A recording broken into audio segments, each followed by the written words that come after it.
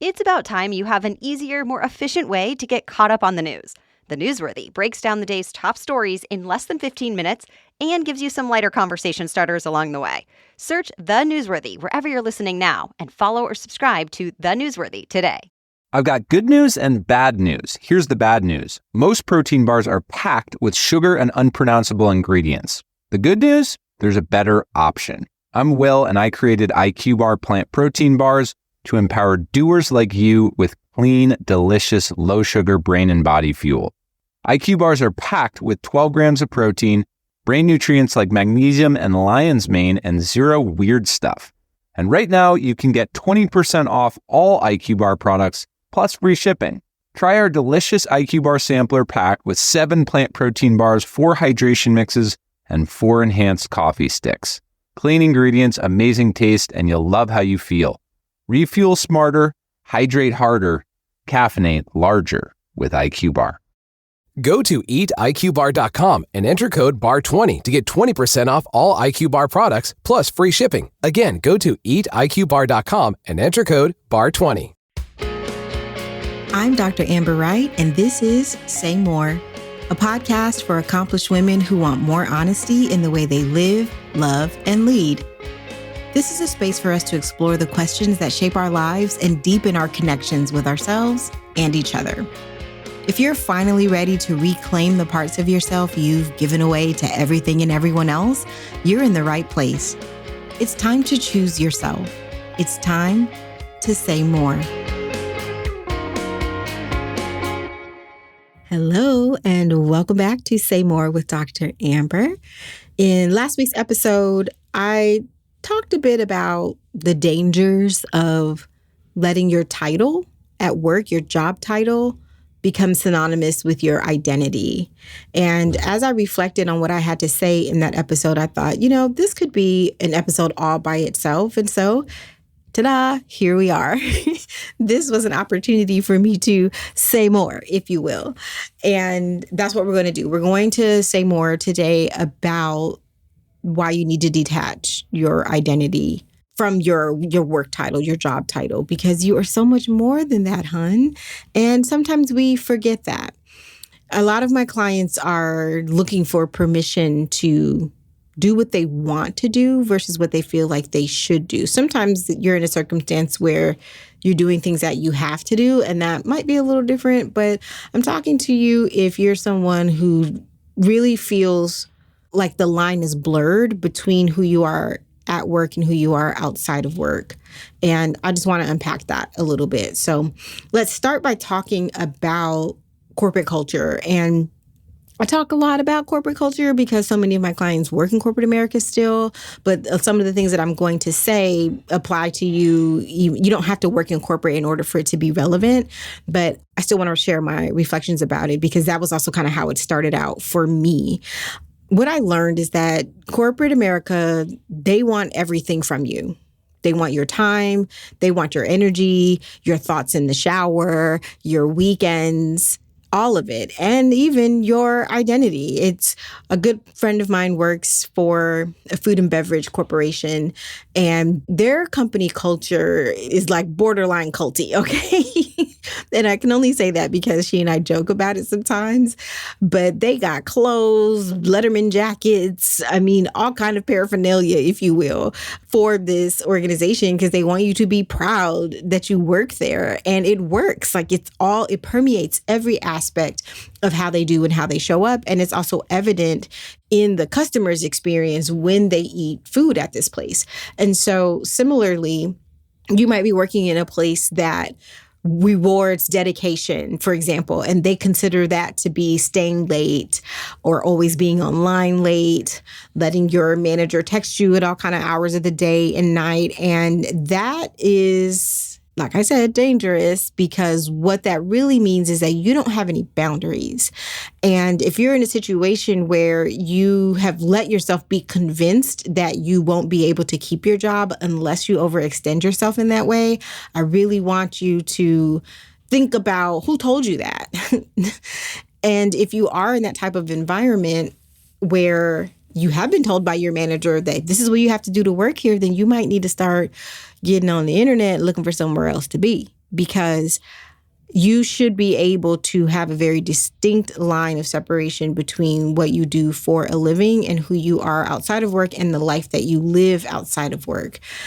Because the quiet part about all this is when they're able to control your identity, or when work is your whole identity, you're easier to control. People can tell you who you are and who you're not because you let them define that for you.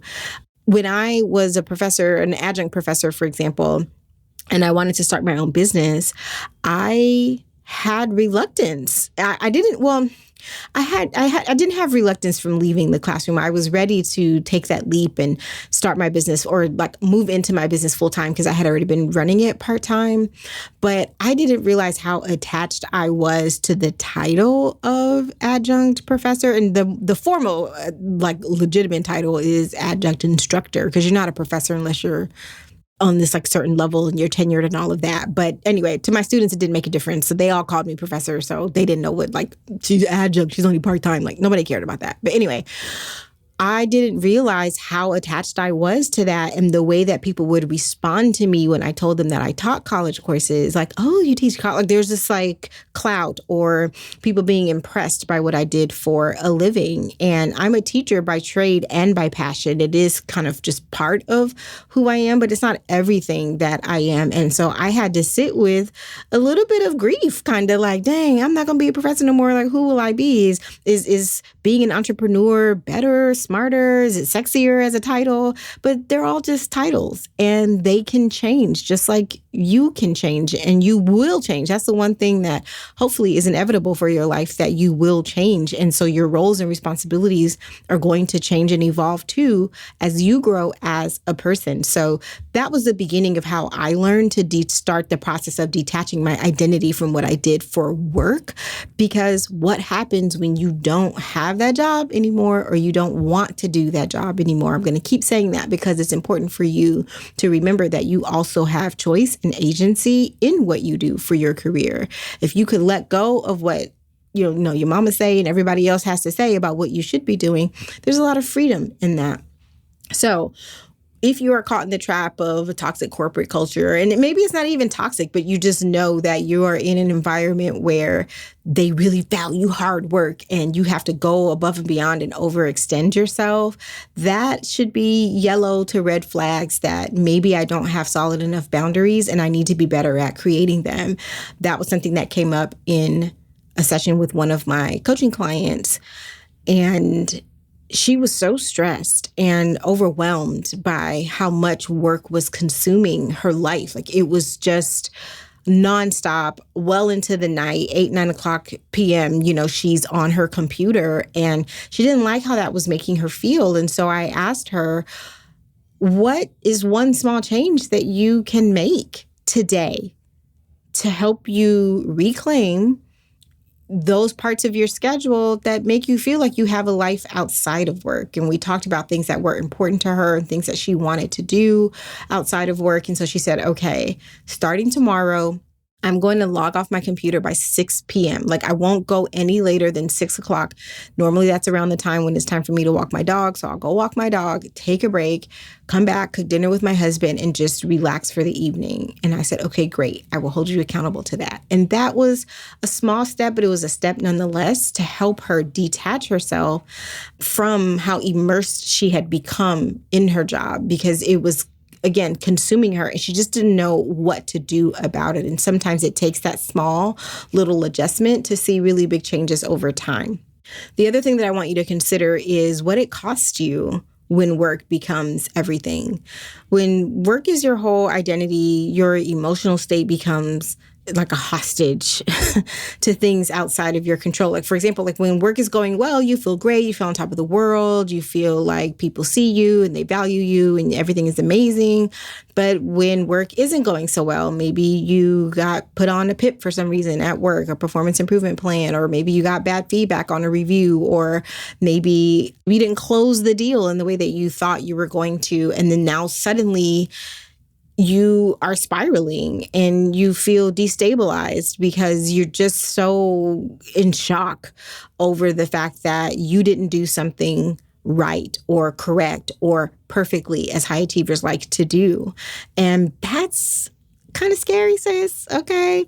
You don't want to be in a place where you lose your whole sense of worthiness and self-respect because things don't go your way all the time at work. It's inevitable that you're going to make mistakes. Like I was part of this leadership development program, and we would do these monthly sessions, these like virtual monthly trainings. And one time I was leading this session, or I was co-facilitating with someone else, and we were supposed to break the group out into Zoom rooms, except I didn't really know how to do that. And I was just like clicking buttons and moving people around. And all I did was move everybody in the group into one other Zoom room. I was so embarrassed because the client was on the call that day. Y'all, I could have evaporated into thin air. I was so embarrassed. Like, they're looking at me like, this lady do not know how to run Zoom. Like, how is she a doctor? But nobody was thinking that. They might have been like, what is going on here? What's happening, Dr. Amber? But I had to own that and say, you know what, y'all, I'm sorry. I'm really smart. I know I am. I promise I am. Trust me. But this breakout room stuff has me on edge, right? So that's something that I still need to be mindful of and work on when I'm in that type of virtual setting. But I didn't let that, again, I was embarrassed, especially in front of the client. You know, you don't want to be fumbling on the job. But I didn't let that derail me into believing that I wasn't the smart and capable professional that I know that I am and that they know me to be. So that's what I mean by really being mindful of, or being clear of who you are and the value that you add to these titles and to these work environments. And just recognize that, again, that's just a facet of your personhood. It's not all of it. And humans make mistakes. We make errors. We do. We get things wrong all the time. And it doesn't make you terrible, dumb, or silly if you don't nail it all the time. You just have to learn from your mistakes and grow. Okay? So just keep that in mind, that you should have something else to draw from when work is draining you. And if there's no other well to pull from, that's what makes you feel literally exhausted and bled dry. So I want you to be thinking about other ways and other places and spaces that you can have some wells to draw from that remind you of how amazing you are. And you can keep that in mind just as peer feedback when things go wrong and when they're going well at work, because it's both of them are bound to happen. And that's what leads me to my third point about what to do about all this. So you can say, okay, Dr. Amber, this all sounds good. I hear you. I know that I give too much for my job. I know that I overextend myself. I need to be better at drawing boundaries. You know, I really love what I do, though. And I want to have a healthier balance between how I show up at work and how I show up outside of work. And so that I say, just consider those other wells, like I mentioned a moment ago. What are some other things that you can do that remind you of all of the amazing things that you are? I met a man once who was so attached to the title of VP that he wore this like suit every day. Even though he worked remotely, he would still put on a suit every day. And everything about work was integrated into his personal life. His personal calendar had his work calendar on it. Just the way that he broke down for me how immersed his personal life had become into his job. I'd never seen somebody so proud of that. And I just was like, okay, but like, who are you when you don't have a suit on? He's like, well, I always have a suit on. And he began to explain to me how he grew up in a bank because his grandfather ran this bank. And so like his whole childhood was in this one kind of like professional setting. So that was kind of part of the fabric and the DNA of who he was as a person. But I'm like, yeah, but who are you when you're not, you can't wear a suit everywhere you go. And he was just like, well, yeah, I can. And I do. So he was very clear, and these lines were blurred, but that was how he wanted to live his life. But some people don't want to live that way. And if you're somebody who's like that, then hopefully this podcast is landing for you. So anyway, went off on a bit of a tangent there, but some other ways that you can make sure that you are cultivating your personhood and your identity outside of work so you can detach yourself from your title is, one, having a creative practice, something that you do just because it makes you feel alive, not because it's something that you can make money from or gauge your productivity by. So you can paint or color or write, garden, like just whatever lights you up. My teenager, she is really crafty and she made these little patches. She transferred the images. I don't know how she did it. She made these stencils and then she transferred the images like onto the fabric and then she painted the fabric. It looks so good. And she cut the patches out and sewed them to like a canvas tote bag. And then she made a pair of pants to match the tote bag. It was like, I was so amazed because she did not get that creativity from me. Okay. But anyway, I started to tell her like, girl, this is so good. Oh my God. Like you could sell these. And then I heard myself say it and then I caught myself. I was like, actually, no. Keep this as just a creative outlet for you unless you want to make them to sell. That's different. But I don't want to plant that seed in you because I want you to continue to enjoy making these just because you want to. And I was really grateful to have caught myself in that moment and to name that for her because I don't want her to grow up and feel like she can't do anything for fun. Everything can turn into a business or a side hustle or whatever. Sometimes we need hobbies just for the sake of having hobbies, which is my next thing. So if you're out of your creative practice, what is something else that you can do that can become a hobby? Maybe you join a run club or a knitting club or a book club, or maybe you learn a new language or something.